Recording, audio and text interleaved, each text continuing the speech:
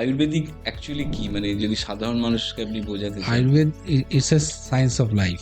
একটা সোজা কথায় যদি বলি, মানে আপনার জীবন আপনি কিভাবে চালাবেন সেটা যদি একটা মেডিকেল সায়েন্স দ্বারা গাইডলাইন পাই, সেটা হচ্ছে আয়ুর্বেদা। কারণ আয়ুর্বেদার চিকিৎসার মধ্যে অনেকটাই আছে আপনার দিনচর্যা, জীবনযাত্রা, এইগুলো, লাইফস্টাইল ম্যানেজমেন্ট। এবং সেখানে একটা মানুষকে আমি অসুস্থ কন্ডিশনে নিয়ে আসার আগেই তাকে যদি আমি প্রতিরোধ করতে পারি, সেই জায়গাটার উপর আয়ুর্বেদে বিশেষ ইম্পর্টেন্স দেওয়া আছে।